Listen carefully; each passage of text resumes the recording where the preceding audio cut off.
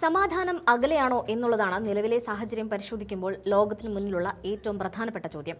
പശ്ചിമേഷ്യയിലെ ഇപ്പോഴത്തെ സംഭവവികാസങ്ങൾ സൂചിപ്പിക്കുന്നത് സമാധാനത്തിലേക്കുള്ള വഴി ഇനിയും നീളുമെന്നാണ്.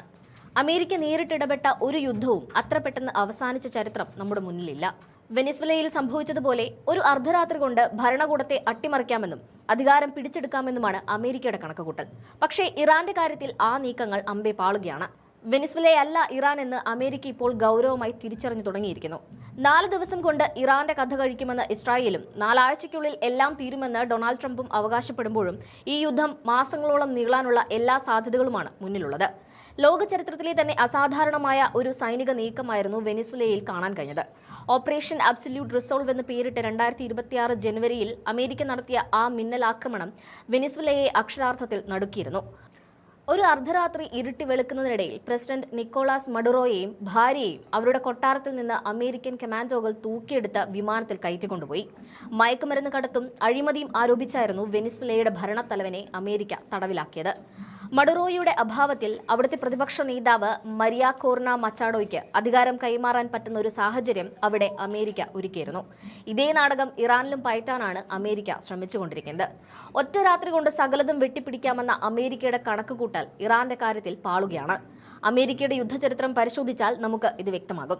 വിയറ്റ്നാമിൽ 1965 മുതൽ 73 വരെ 8 വർഷമാണ് അമേരിക്ക പോരാടിയത്.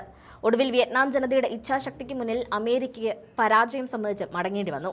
നോർത്ത് കൊറിയയ്ക്കെതിരായ യുദ്ധം 3 വർഷം നീണ്ടുനിന്നു. എന്നിട്ടും വിജയിക്കാൻ സാധിക്കാതെ ആ ദൗത്യം ഉപേക്ഷിച്ചു. അഫ്ഗാനിസ്ഥാനിൽ നീണ്ട 20 വർഷം യുദ്ധം ചെയ്തിട്ടും ഒടുവിൽ അമേരിക്കയ്ക്ക് വാലുമടക്കി ഓടേണ്ടി വന്നു.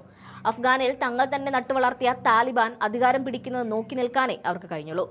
ഇറാഖിലും 8 വർഷത്തോളം അമേരിക്കൻ സൈന്യത്തിന് വിയർപ്പൊഴുക്കേണ്ടി വന്നു. പനാമയും ഗ്രനേഡയും പോലെയുള്ള ചെറിയ രാജ്യങ്ങളെ അപേക്ഷിച്ച് വിയറ്റ്നാമിനെയും അഫ്ഗാനിസ്ഥാനെയും പോലെ വ്യക്തമായ ആശയപരമായ അടിത്തറയുള്ള രാജ്യങ്ങളെ തോൽപ്പിക്കുക എന്നത് അമേരിക്കയ്ക്ക് എക്കാലവും കീറാമുട്ടിയായിരുന്നു. ഇവിടെയാണ് ഇറാന്റെ കരുത്ത് തിരിച്ചറിയേണ്ടത്. 1979 ഇസ്ലാമിക് റവല്യൂഷന് ശേഷം ഇറാൻ ജനത അവിടുത്തെ ഭരണക്രമത്തോട് അങ്ങേയറ്റം ഇഴുകിച്ചേർന്നവരാണ്. വെനിസ്വലയിലെ മരിയ കൊച്ചാഡയെ പോലെ ഭരണകൂടത്തെ വെല്ലുവിളിക്കാൻ കരുത്തുള്ള ഒരു വിമത ശബ്ദം നിലവിൽ ഇറാന്റെ മണ്ണിലില്ല. ഇറാനിലെ രാജവംശജനായ റസാ പല്ലവിയെ വെനിസ്വലയിൽ മരിയ കൊച്ചാഡയെ ഉയർത്തിക്കൊണ്ടു വന്നതുപോലെ പ്രതിഷ്ഠിക്കാനാണ് അമേരിക്കയുടെ നീക്കം. പക്ഷേ റസാ പല്ലവിയുടെ വാക്കുകൾക്ക് ഇറാൻ ജനതയ്ക്കിടയിൽ സ്വാധീനമുണ്ടാക്കാൻ കഴിയില്ലെന്ന് അമേരിക്കയ്ക്ക് ഏതാണ്ട് ബോധ്യമായി കഴിഞ്ഞു. ഇറാനിലെ കൊച്ചുകുട്ടികൾ മുതൽ സൈനിക സേവനം അനുഷ്ഠിക്കുന്നവർ വരെ തങ്ങളുടെ നിലപാടുകൾക്കായി ജീവൻ നൽകാൻ തയ്യാറുള്ളവരാണ്.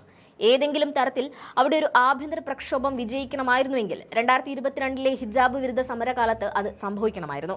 അന്ന് ലോകരാജ്യങ്ങൾ ആ സാഹചര്യം മുതലെടുക്കാൻ ശ്രമിച്ചെങ്കിലും ഇറാൻ അത് അടിച്ചമർത്തുകയാണ് ഉണ്ടായത്. ഇറാൻ വൈകാതെ ആണവായുധം കൈവരിക്കുമെന്ന അമേരിക്കൻ ഇന്റലിജൻസ് റിപ്പോർട്ടുകളുടെ ഭീതിയിലാണ് ഇപ്പോൾ ഈ ആക്രമണങ്ങൾ നടക്കുന്നത്. ഇറാൻ ആണവായുധം നിർമ്മിച്ചാൽ അത് മിഡിൽ ഈസ്റ്റിലെ സൂപ്പർ പവറായി അവരെ മാറ്റുമെന്നും മറ്റ് രാജ്യങ്ങൾ ഇറാന്റെ സംരക്ഷണ വലയത്തിലേക്ക് മാറുമെന്നുള്ള ഭയം അമേരിക്കയ്ക്കുണ്ട്.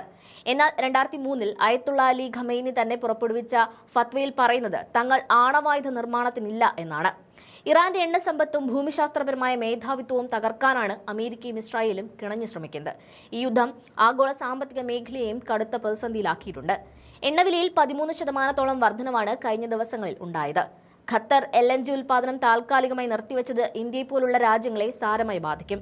ഇന്ത്യ ഉപയോഗിക്കുന്ന പ്രകൃതിവാതകത്തിന്റെ 40% ഖത്തറിൽ നിന്ന് വരുന്നതാണ്. ഇത് മുടങ്ങുന്നത് വലിയൊരു ഊർജ്ജ പ്രതിസന്ധിക്ക് കാരണമാകും. ഹോർമുസ് കടലിടുക്കിലെ ഗതാഗത തടസ്സങ്ങൾ ഇന്ത്യൻ എക്സ്പോർട്ട് മേഖലയെയും ബാധിക്കും. ഓഹരി വിപണിയിൽ ഇതിനകം തന്നെ ആയിരക്കണക്കിന് പോയിന്റുകളുടെ ഇടിവാണ് രേഖപ്പെടുത്തിയിരിക്കുന്നത്. അന്താരാഷ്ട്ര തലത്തിൽ റഷ്യയും ചൈനയും ഈ ആക്രമണത്തെ ഇറാന്റെ പരമാധികാരത്തിന് മേലുള്ള കടന്നുകയറ്റമായാണ് വിശേഷിപ്പിക്കുന്നത്. ഇന്ത്യ നയതന്ത്രപരമായ മൗനം പാലിക്കുമ്പോഴും ചർച്ചകളിലൂടെ പ്രശ്നം പരിഹരിക്കണമെന്നാണ് ഔദ്യോഗികമായി അറിയിക്കുന്നത്. എങ്കിലും ഇസ്രായേലിനോട് ചേർന്നുള്ള ഇന്ത്യയുടെ നിലപാടുകൾ പല സംശയങ്ങൾക്കും ഇട നൽകുന്നുണ്ട്. ഒമാന്റെ തുറമുഖത്ത് ഇന്ത്യക്കുള്ള സൈനിക സൗകര്യങ്ങൾ അമേരിക്കയ്ക്കും ഇസ്രായേലിനും ലഭ്യമാകുന്നുണ്ടോ എന്ന ഗൗരവമുള്ള ചോദ്യവും ഇതിനോടകം ഉയർന്നു കഴിഞ്ഞു. ചുരുക്കത്തിൽ ഇറാനിലെ നേതാക്കളെ വധിച്ചാൽ പകരം പുതിയ നേതാക്കൾ വരുമെന്നും അവിടുത്തെ ഇസ്ലാമിക വിപ്ലവത്തിന്റെ ആവേശം ജനങ്ങളിൽ നിന്ന് മാറ്റാൻ കഴിയില്ലെന്നും അമേരിക്ക തിരിച്ചറിയണം. ഒരു അയത്തുള്ള കൊല്ലപ്പെട്ടാൽ 100-ലധികം അയത്തുള്ളമാർ ഇനിയും ഇറാനിൽ ബാക്കിയുണ്ട്. ഈ യുദ്ധം നീണ്ടുപോയാൽ അത് ലോകത്തെ മുഴുവൻ തകർക്കുന്ന വലിയൊരു സാമ്പത്തിക ഊർജ്ജ പ്രതിസന്ധിയായി മാറും. ദുബായ് പോലുള്ള GCC രാജ്യങ്ങൾക്ക് എത്ര കാലം ഈ ആഘാതം താങ്ങാൻ കഴിയുമെന്നത് വരും ദിവസങ്ങളിലെ വലിയ ആശങ്കയാണ്.